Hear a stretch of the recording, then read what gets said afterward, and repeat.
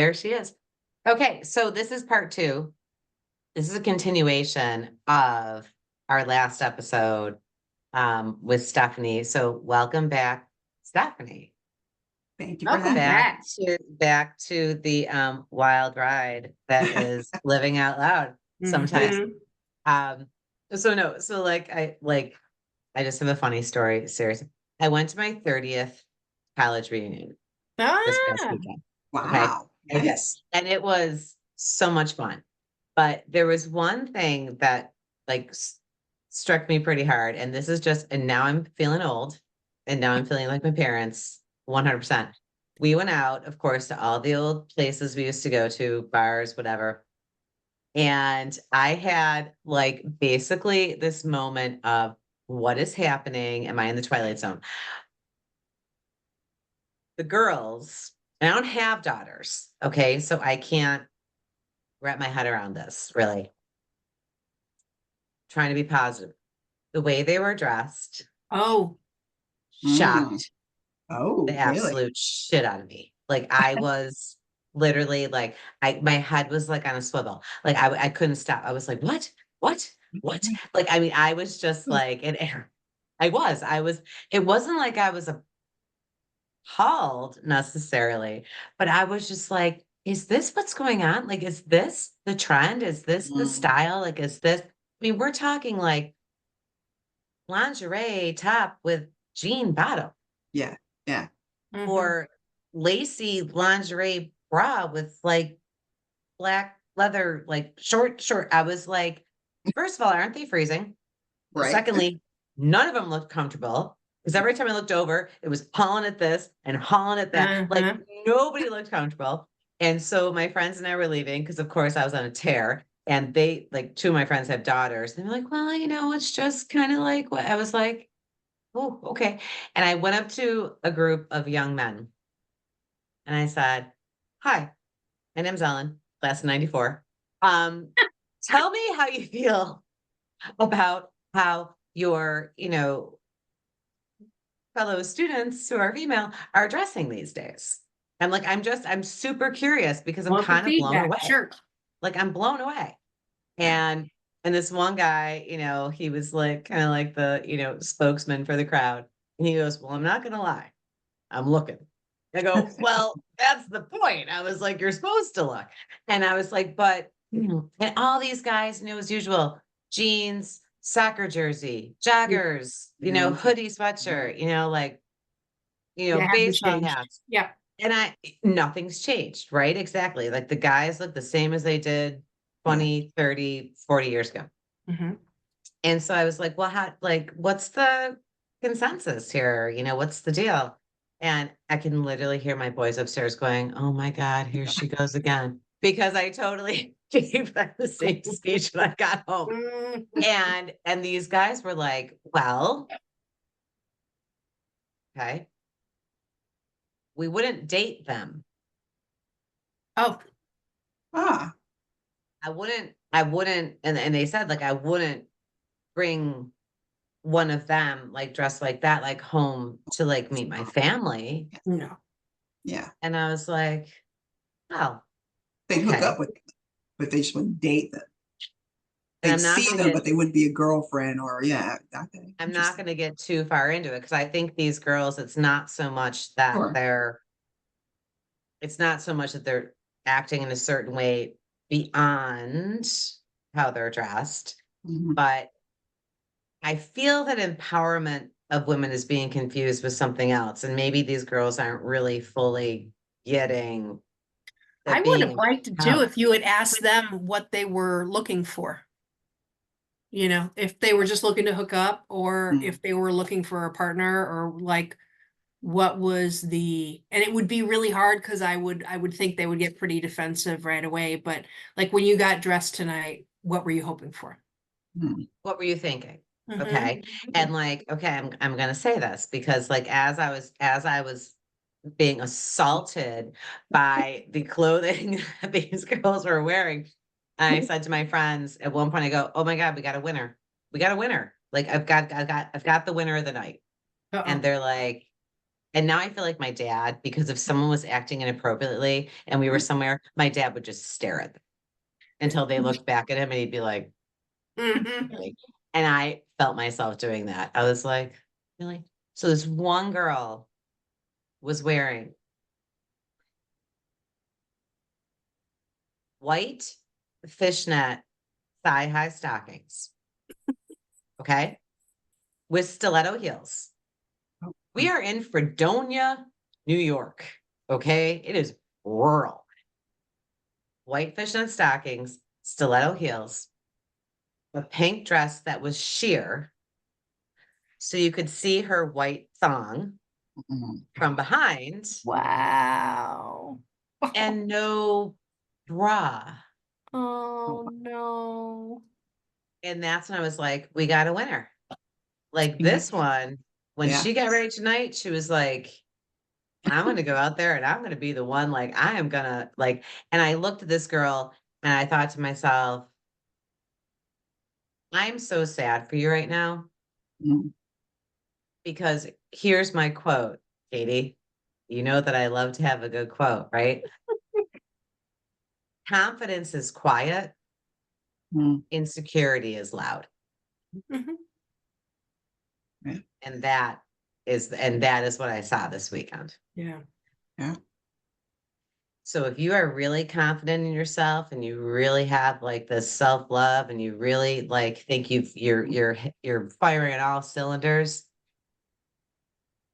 you don't need Yeah. to Yep. go out at night Mm, basically in a costume. yeah. Mhm. Yeah. Which is what it That's sounded like. Oh, was it a Halloween party though? Yeah. Was it? Maybe. It's October, right? Maybe. it was not. It was a regular Friday night. And I mean, and here I am, head to toe. I'm wearing a sweater with a sweater over it and a jean skirt that was like floor length and boots. And I was like, number one, the guys, those boys I talked to, boys, young men, they were like, plus it's cold out. It was like, Yeah. who doesn't want to be comfortable? I mean, so that's my takeaway from this week. Like I just to see that and listen, okay, trends, get it, whatever. I'm not down with the girl trends. I don't have girls. You know, I talked to my boys who are 21 and 20, and they were like, you didn't know this? I'm like, I don't want to know this. Mhm. I mean, is this what you're seeing? Like when they were like, yeah, Mhm. yeah. Yeah. Yeah. It's everywhere.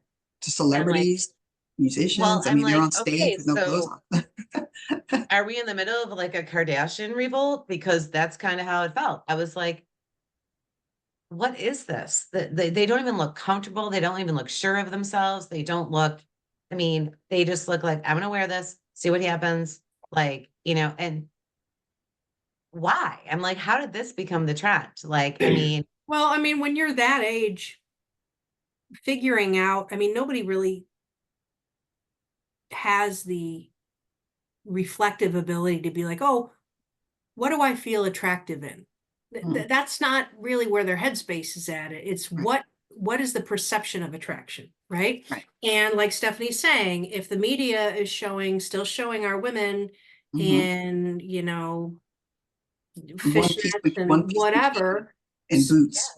yeah, and if they're not in a place yet where they can define what makes them feel attractive when they put something on, then they're going to look externally. And that's the fault of our media and that's the fault of our culture. We are still portraying women who are desirable like that.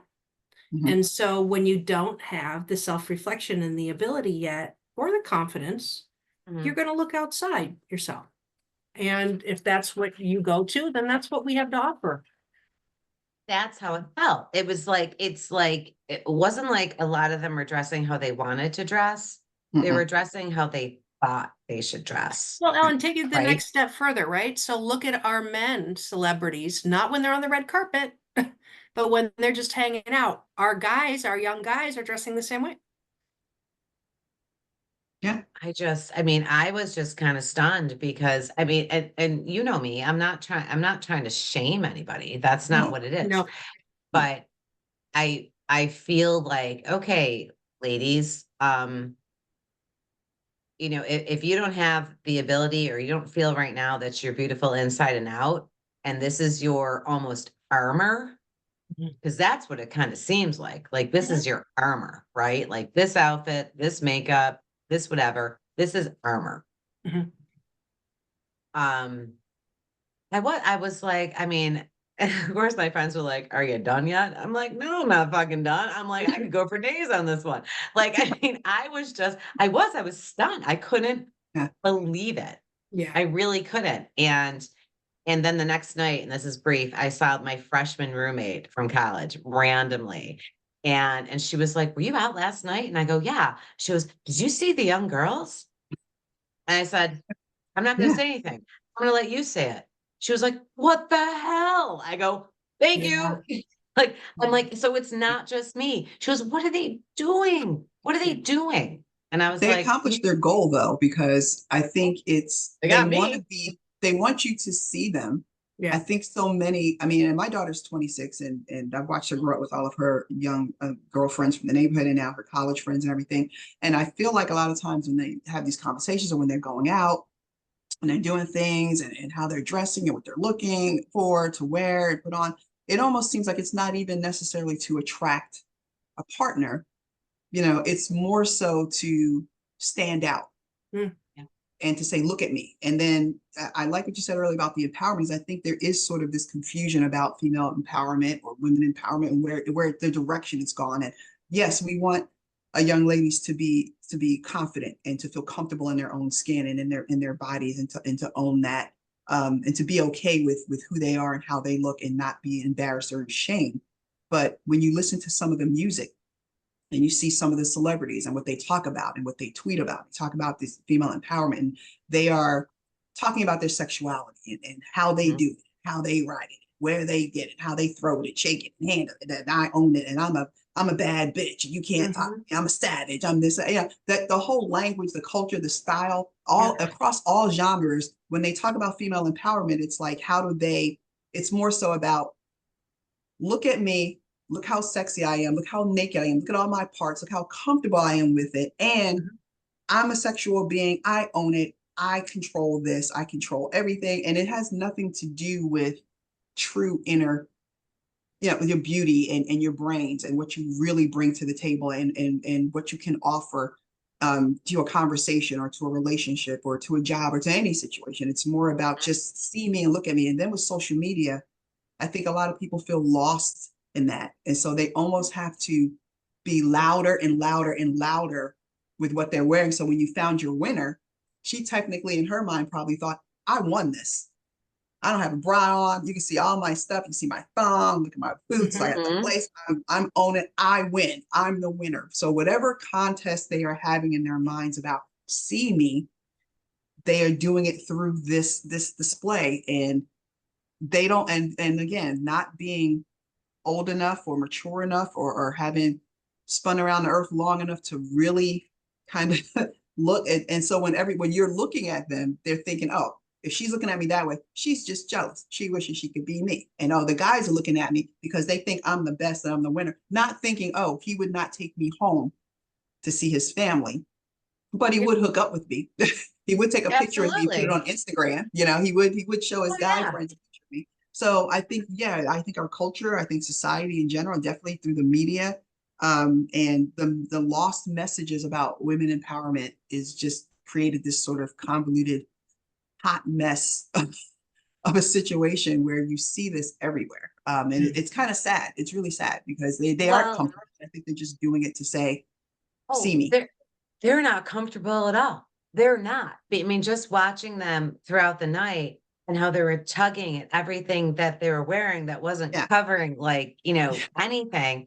Um, you could tell they weren't comfortable. Yeah. But they'll do it the next night and they'll do it. I mean, maybe they go to class in jeans and a hoodie, but then when they go out on the weekend, Mhm. it is Put the and suit of and armor on.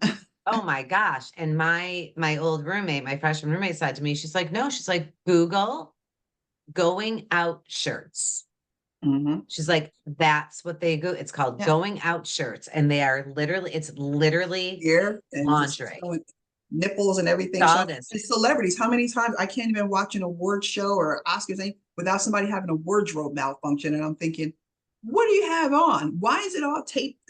Where's the dress? What are What we do doing you here? not have And on? and you That's what see it with even Correct. celebrities who you think would have a certain level of confidence and accomplishment or achievement are out here basically wearing scotch tape, you know, and then everybody's like, oh, I love what she wore, I gotta buy that, I gotta find that. And you're like, well, heck, I can make that. I got that in my DIY drawers, just some tape over it. Yeah.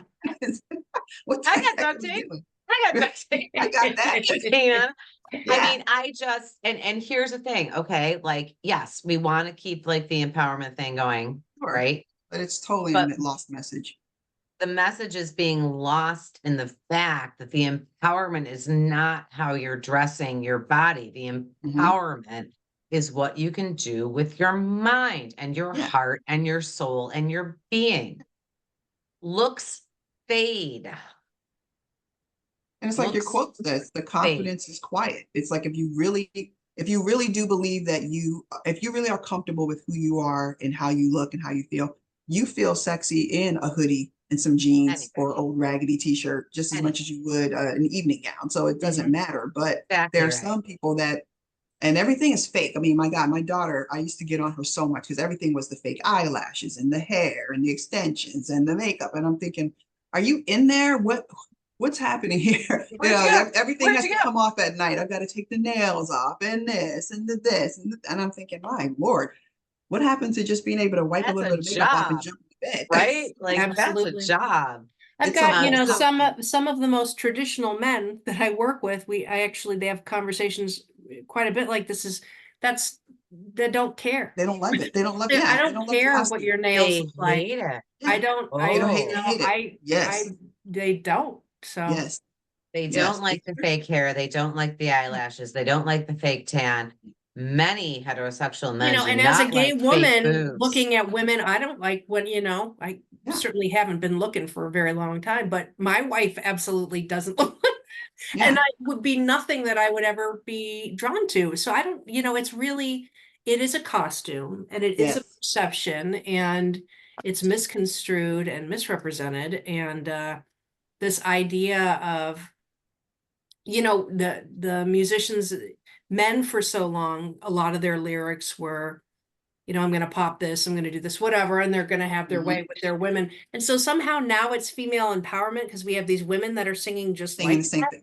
I You know, mean, Cardi and it's horrible. B, yeah, It's like horrible. Yeah. Cardi Cardi B B and and Meg the Megan the Stallion Stallion. and Yep. and then even now more these, mainstream artists are starting to do it now. Ariana Grande yeah, and Beyonce. yeah, You're hearing these songs and I'm thinking, what's happening? What's going on in this song? yeah. It's become so incredibly sexualized, right? Yes. Like Oh it's my God. become Terribly. it's Well, become aggressive and hardcore. Yes. It's yeah, very There's no violent in a middle lot. ground, It's yeah. very really. violent in a lot It's of ways. And become it's very, yes, like I'm gonna take almost, this and I'm gonna own I'm you gonna and you're take gonna it. bow yeah, Yeah. down to me. like an And it's uncomfortable, really kind of vibe yeah, to yeah. that almost like a punishing vibe, right? Like, Yeah. you know, Very, yeah, like sadism, like a sadism kind of a thing, you know. like a vengeful vibe, like a Cardi Yeah. B or Yeah, and Megan the Thee women, Stallion. like, it's almost like they had to up the ante, you know, now Mhm. we're Yes. in battle and I'm gonna sexualize men in my Yes. songs. And Hmm. well, I shouldn't do that. I mean, there's a lot of out young women who are on the forefront of pulp culture now too, True. who are True. doing the same thing. And it's just Yeah. like, Yeah. We're you not finding any real middle ground, know, right? Like it No. seems like the pendulum has swung. And we all know that there's like, listen, I've listened to it in my own Yeah. house, right? Like, you know, when you listen to some of the music that's out there that's put out by male artists, and it's been this way for years, you know, like pour it out and the bitches and this and that. Hmm. And right, like now the female artists are like, yeah, you know, kind of like fuck you and this, and I'm gonna, you Yeah. know, I mean, I'm gonna do this as and much that. as I, you know, as much as I love Missy Misdemeanor Elliott, Yeah. I mean, Yeah. like Oh she yeah. put some songs out that were like, whatever, you know, uh-huh. Cardi B's doing it, but like there's no, it's like a war almost, right? We've always Yeah. had a I battle of the think that's a good way of sexes. putting it. That's In good. fact, It's they like a should put war. like Cardi B and like some hardcore rap dude that I can't think of on stage, and they should just battle it out. Hmm.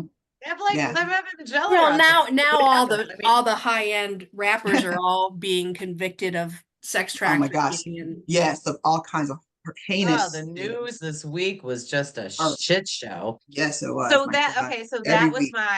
my social commentary your PSA. slash like, I just feel like take it back to the middle ground. And I think everyone would, I don't know, I'm not a psychiatrist, but I mean, take it down a notch. What the fuck? Like, take it down a notch. Come on, guys. Yeah. Like, everything doesn't have to be to the nth degree.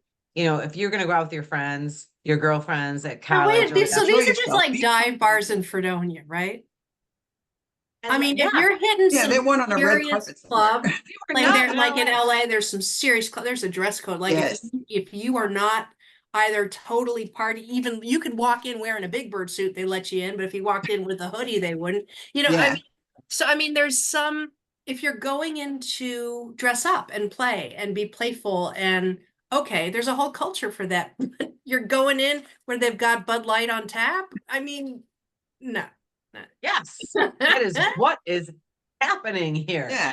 So like that's why it seems like so out of proportion, right? Like this is stuff that you would think you would see, and this is what I said that night. I'm like, we are not in LA, we are not in New York, we are not like what we are in Fredonia, New York, like population 4,500 when schools in town. There's farm fields and grapevines.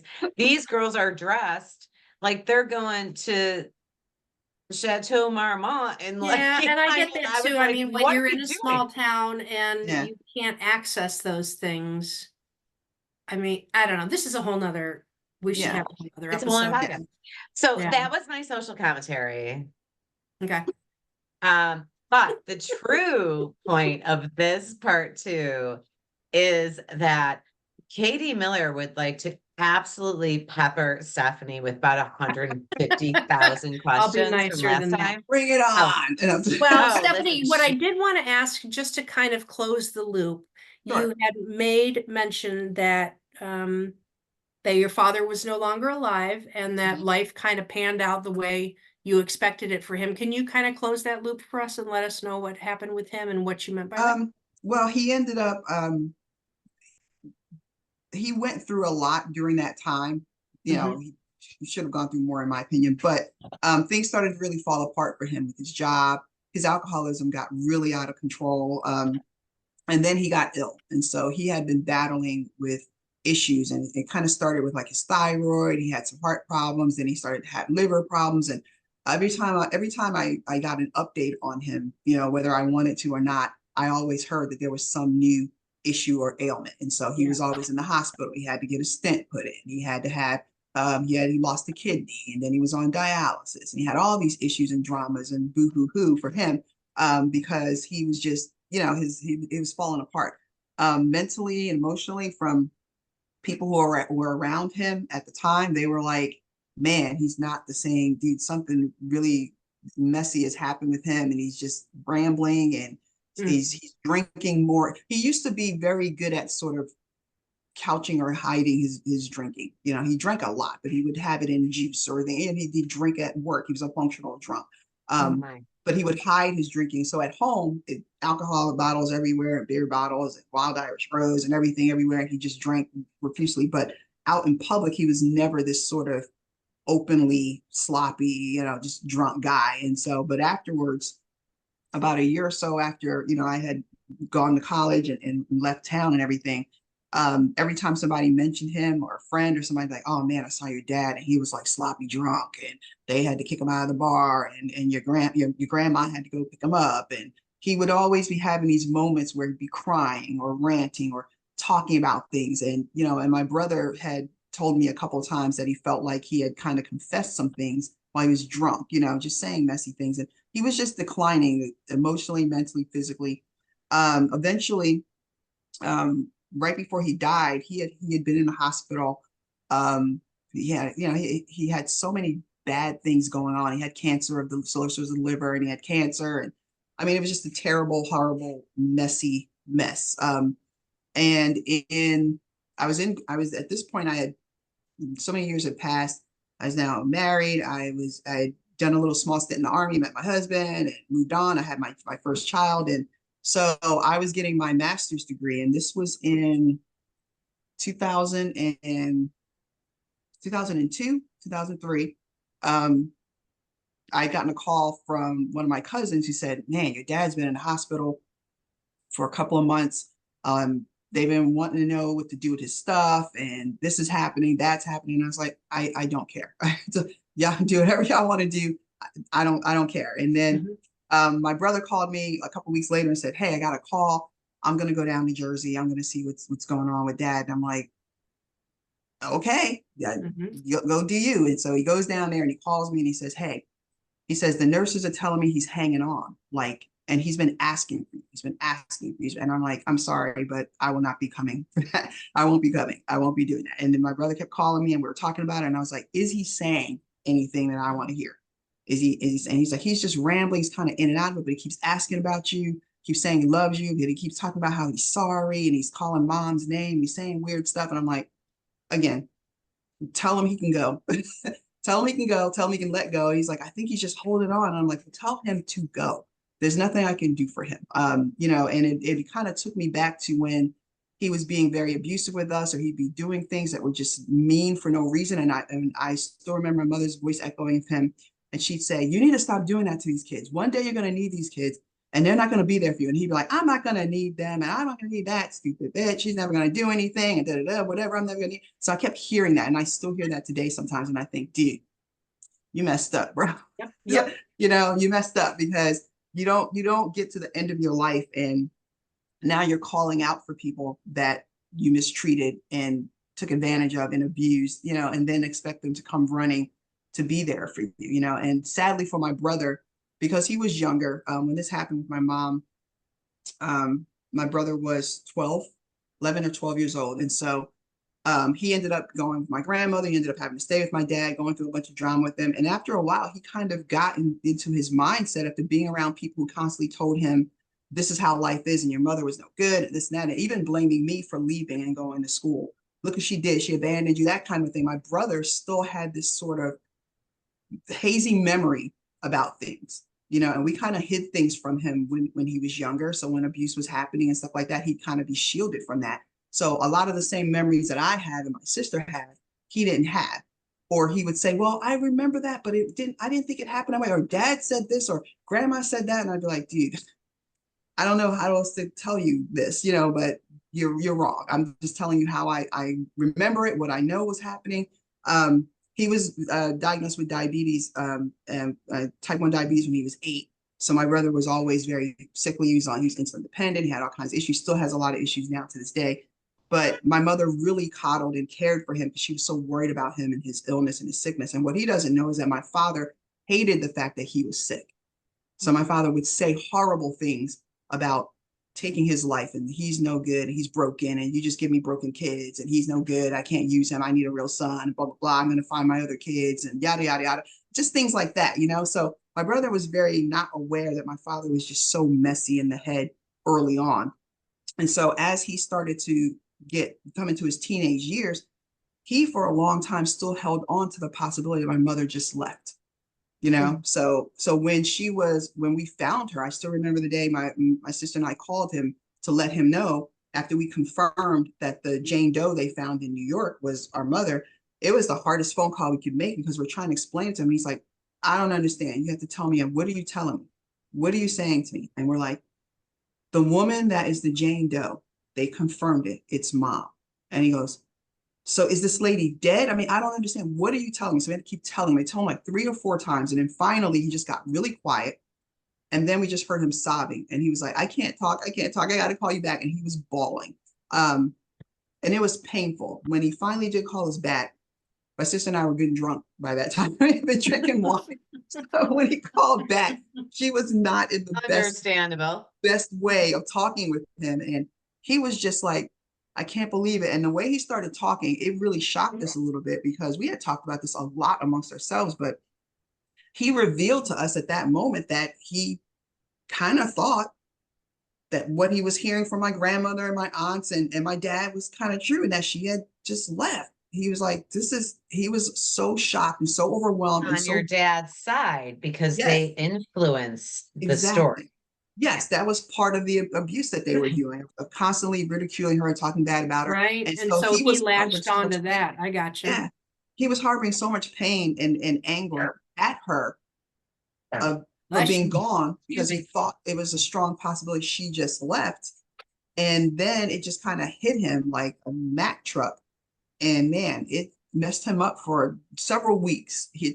And then we finally did have a really, really good conversation. And he was like, I should have known. He was like, this bastard, this son of a bitch. And then he just started telling me new things I had not heard before that happened during the time that he was still living there with them, and things that they had said and done and stuff. And that was just Oh. a lot. It's just trauma and trauma and trauma. And I'm thinking, dude, this is terrible. And why didn't you tell me? And I can't believe this. I can't believe you thought that. Mom would never do that. And it was just really tough. So it was a rough situation, and it just continued throughout. And my father, to the very end, Mhm. never really officially said, I did this, or this is what happened. And my brother's like, he might have said something if you had come to see him. And I'm like, no, I'm sorry. I could not give him the satisfaction of going to see him on his deathbed and giving him some sort of, semblance of that he's absolved from what he's done. Even at that time when we didn't know for sure, you know what I mean? I Right. couldn't do it. And I said, I forgave him. I forgave him so that I could move on for myself, and I forgave myself, but I did not forget, and I'm not going to reward behavior by letting him know, oh, I forgive you, it's okay. Because sometimes you tell people you forgive them and they think, oh, then what I did was all good and you forgot about it. No, I haven't forgotten. And That's just not what because I, forgiveness means at all. No. yeah, and just because I And forgive you doesn't mean you need to be in my life anymore. We're done. oh, hell We're done. no. Yeah. But so here's a question, and Katie, this is for Stephanie and for you. Mhm. Okay. Because like you said, Stephanie, your brother was young. Mhm.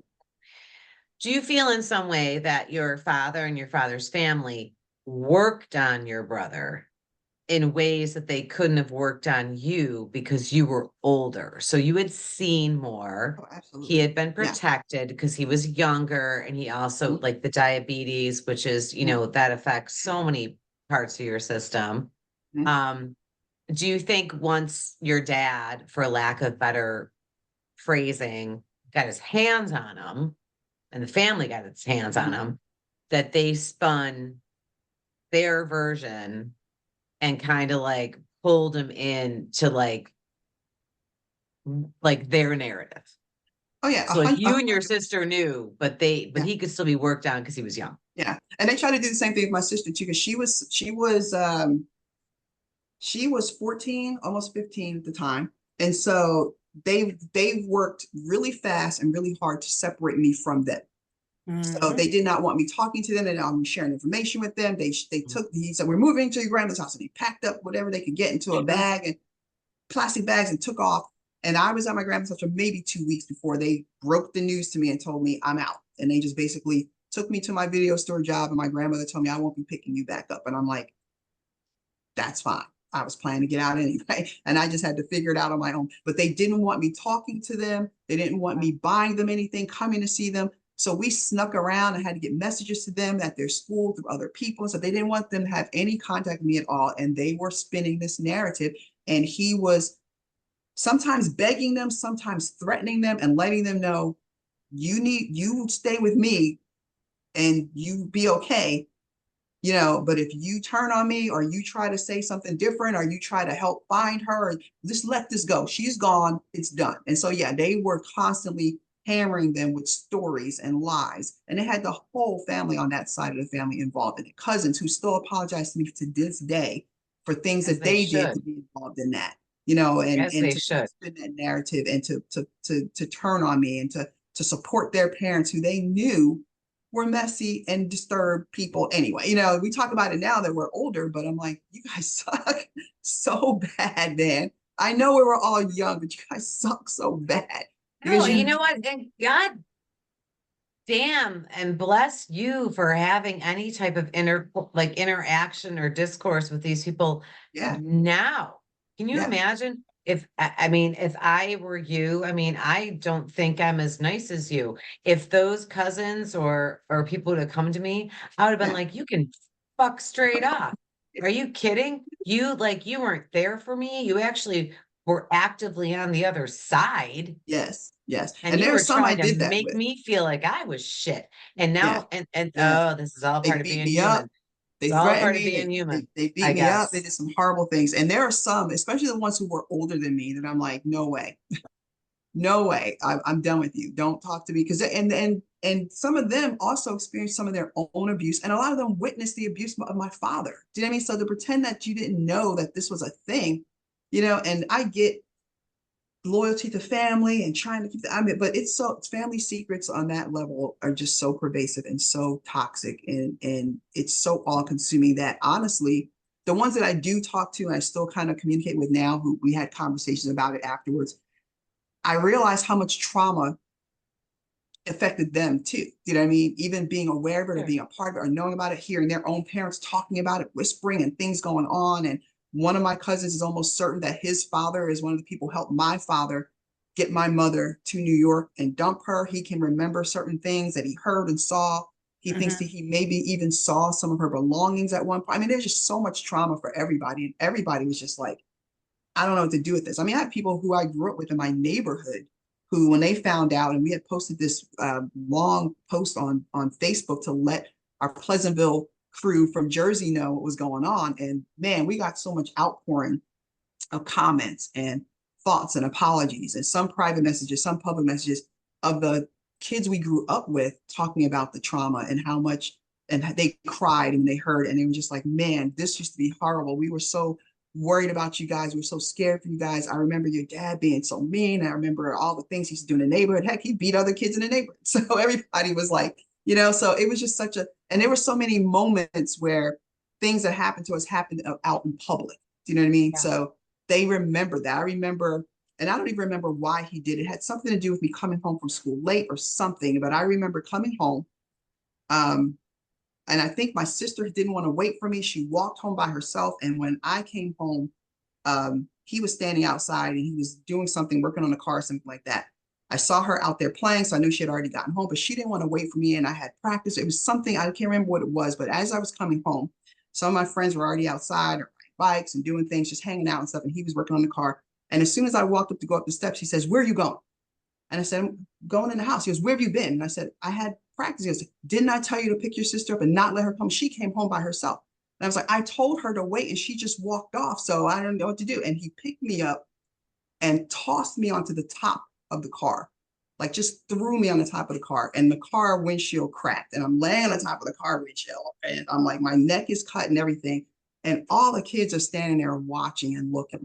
And it was surreal. And when I think back on it, he did it with such, I don't know, he did it with such a weird anger and a weird look in his face. He looked at me and it felt like he wasn't looking at me. Does that make sense? Like he looked at me and he did this action and he knew what he was doing and he just picked me up and he body slammed me onto the top of the car, book bags on. I'm just coming from school and he just body slams me. There's other kids back and forth, going back and forth from school, neighborhood kids, and he just throws me on top of the car. And neighbors are out and everybody sees this. And then he's like, "Get your ass in the house. You do what I tell you to do. Don't you ever do that again. I don't give a shit if she walks off. You walks off, you walk up with her." Da, da, da, da. And he just drags me off to the car, off to the car, and I fall on the ground, glass all on my back and everything. And I get up and I just go inside the house. That weekend, a friend I had down the street, Ruthie, I go out to play like we normally do, just to hang out. And we were usually just go roller skating and stuff like that. And she says, "My mom says I can't hang out with you guys anymore. They saw what your dad did." And I'm like, "What?" And she goes, "I can't hang out with you guys anymore. So I'm sorry." And I was like, wow, you know, and that was really hurtful. And she and I talked about this not too long ago, about a year or so ago. She passed away from cancer.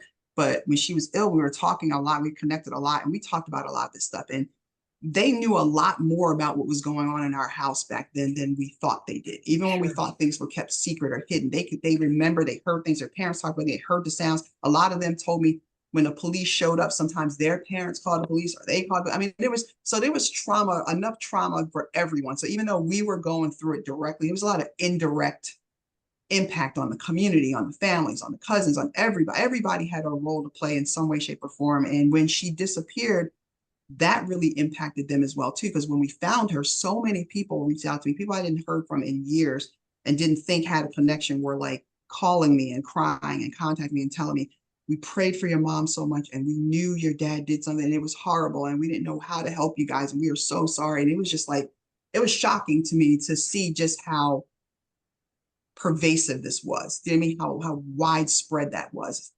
And okay, so Katie, I want to ask you something. Mhm. When she says how she came home and she didn't get the sister like she supposedly was supposed to, and he picked her up and he slammed her. Now, in your field and what you do you feel that that was directly targeted at Stephanie, or do you feel that there was something else with her dad in his life that was going on, that it was almost like misplaced aggression, misplaced anger, misplaced abuse? Like there was something else he wanted to abuse, and it wasn't necessarily his wife or his kids. It was something. When we talk about mother wound and we talk about deep down and we talk about stuff like that, when you listen to all of this, Mhm. do you feel that there is definitely like maybe a generational or a in the past wrong committed against him that he's getting his vengeance for? And I'm going to let you go and I'll be right Yeah, back. well, I mean, rarely does an abuser only abuse one person, right? Um, and mostly that's because, and Stephanie, you can comment on this. I mean, it's almost like, when they use the kind, I'm the punching bag, right? There's no face there. No, there isn't. It, You're right. yeah. You're And right. it's displaced. Now you're mixing in substances on top of it. So you've got, Yeah. I mean, it's not a yes or no answer. But if you have a history of being an abuser, it's replace a punching bag. It's just now you're gone. Now I'm going to put this one here. And it's just this kind of revolving Yeah. door. I'm sure he hit all kinds of people. Yes. And it's so funny because that wasn't the only time that I had a moment with him where I felt like he wasn't looking at me. Yeah. He was looking through me. There were moments when he would fight with my mother and he was beating her or he was smashing something, and it felt like he was it was almost like a multiverse. Like he was in a different situation, Mhm. lashing out about something, and we just happened to be the catalyst or be present for him to act it out. Do you know what I mean? It's like there were times when he would hit me or slap me and he'd hold me up by my collar, and just smack, and then smack me. And I'd be looking at him, and I'm telling you, I felt like he wasn't looking at me. And then sometimes he'd yell at me for things, right? And Mhm. he'd argue about things, and he'd get the story mixed up. He'd be mad at me about one thing, then all of a sudden it became this other thing. And I'd be like, what is he talking about? Like he was reliving something else?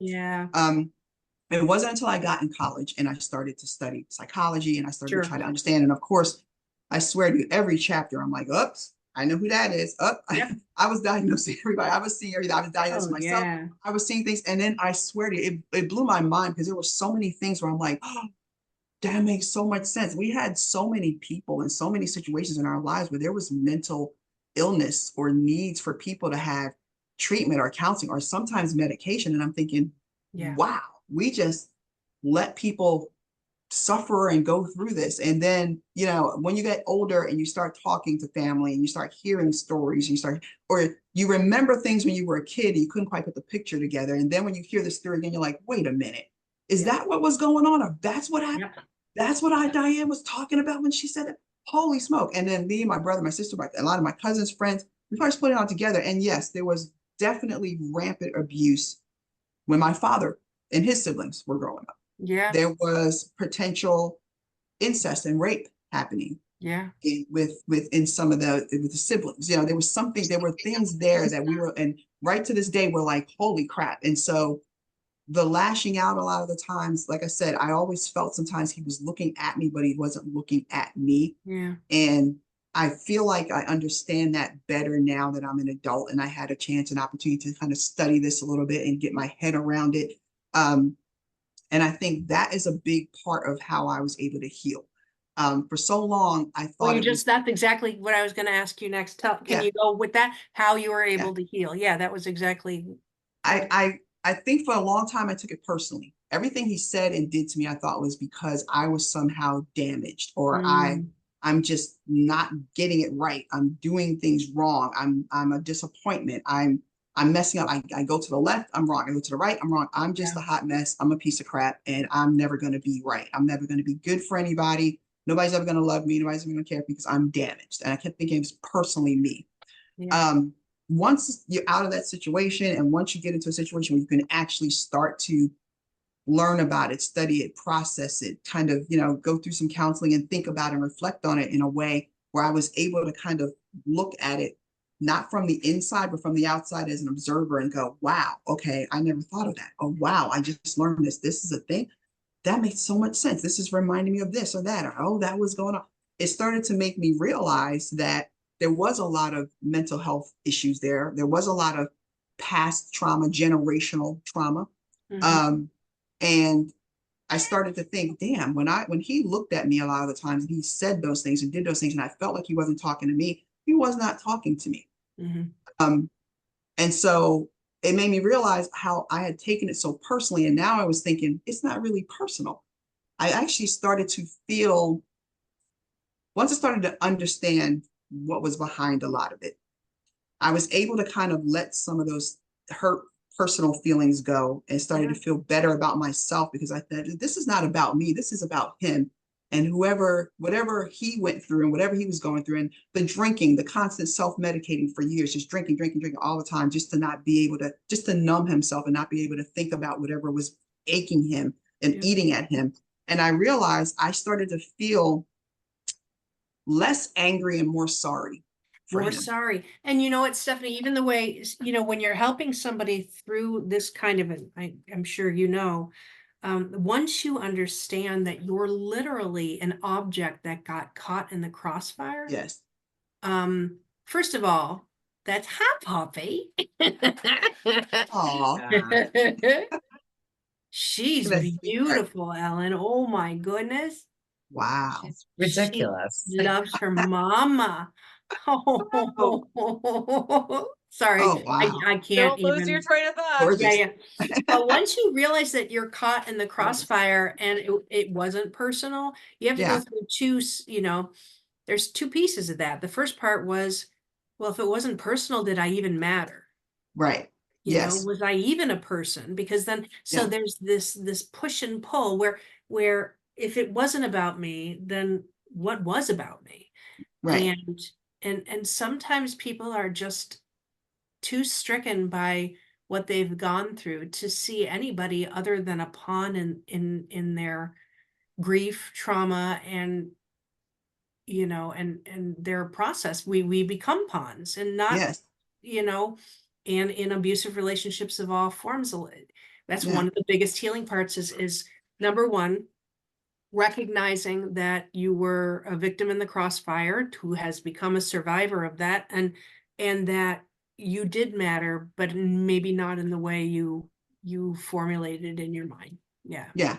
Yeah. And for me, it was like, it was honestly a relief to realize that a lot of what was going on with him and his constant abuse, especially towards my mother, and he used me a lot towards my mother. My mother was very protective of me being the older child too. And so he used me a lot to get at her as well, and I kept thinking, what is the deal?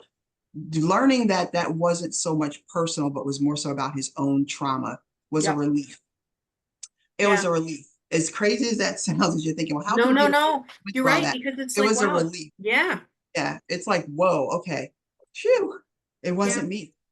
It wasn't all me. I wasn't me. I was just, this happened to Wasn't be, you? it could have Yeah. happened to any, it wasn't just Stephanie. It could have been Sarah or Jane or Jennifer or somebody else. And And they it would have was still no gone through reflection the of you. same, And yeah, and it there's, would have done the same thing. So it wasn't yeah. me. That's relief, which allowed me to negate all of the things that he had said to me for years that made me feel like. Yeah. You So all got it. the negative, That, horrible there things you he had go. said that were needling at me, I was like, oh, well, that was all bullshit. That didn't even have anything to do with me. He Okay, didn't even know me. Yeah. reset.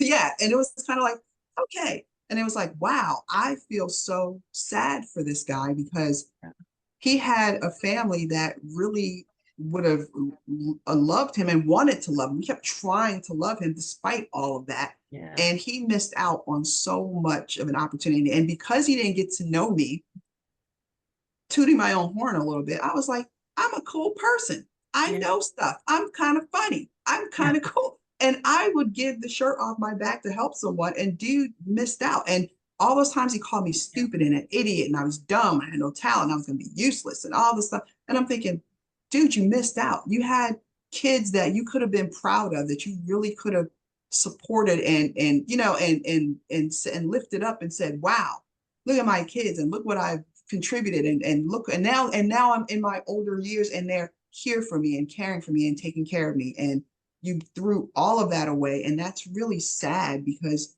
whatever happened to you in your childhood and whatever you weren't able to resolve, it literally dominated and tortured you your entire life. And you lived an entire life in pain, drinking and drugging and beating and abusing people. And it's really sad. And I just couldn't even be as mad as and angry as I am about a lot of the things that he did. When I think about the individual instances and incidents and things like that, I just can't help but feel sad that his whole life was damaged. And when I hear the stories of what happened to him as a child, and I hear the stories of my grandparents on his side and their stuff, and I'm thinking, oh my God, this is a hot mess. This is holy crap. The whole Mhm.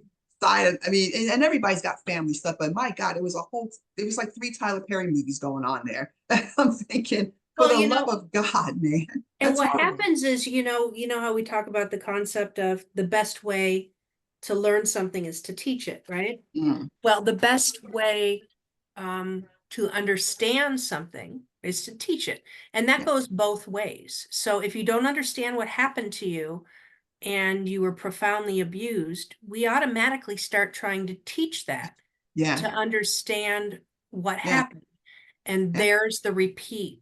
So that's why counseling and things you need, just like you were saying, when you went yeah, to school, it was so eye-opening. yeah, And little did you know, you were blazing new trails of healing and avoiding the pattern of, generational yeah, abuse, because you chose to learn about it differently. yes, And that's why those things are so important, because inherently we are beings that need to understand. So if we yes, aren't given the true tools to understand, boy, we'll figure it out. And often that's yes. why we have these patterns of abuse. Yeah. Yeah. And it's true. It was just eye-opening for me, and such a relief and such a release, Yeah. um, to be able to say, holy shit, okay, I made it and I'm okay. And you know what?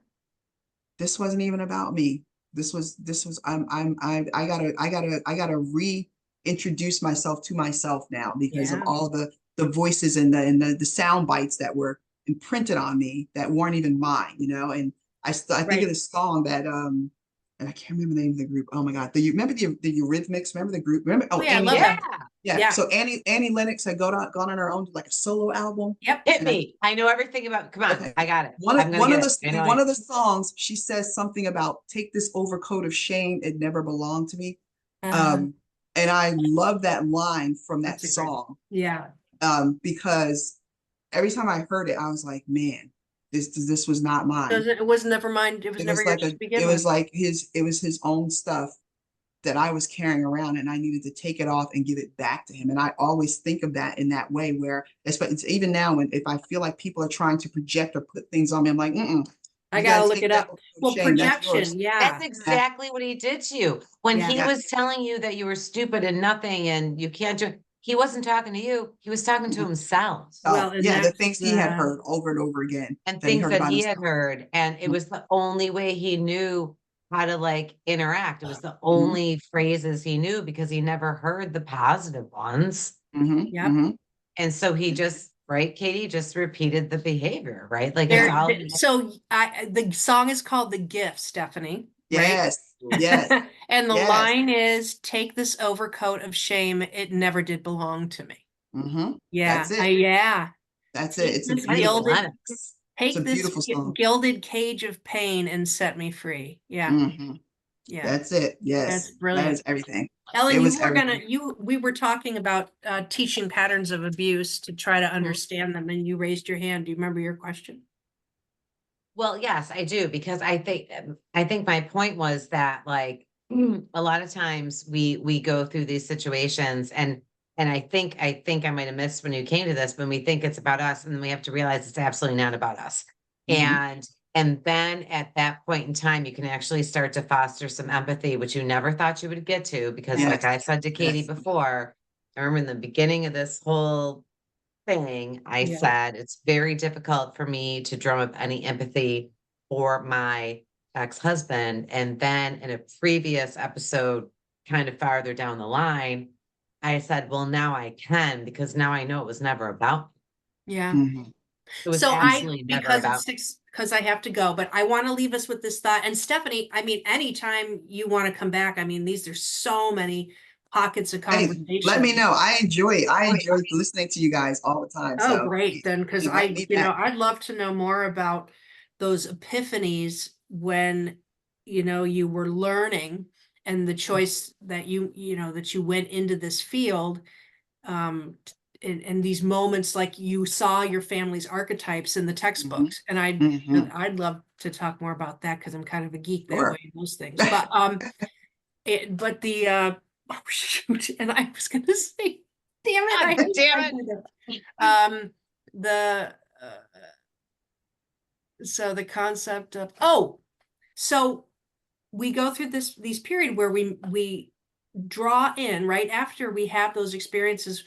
We often draw in people that pattern is still happening. Yeah.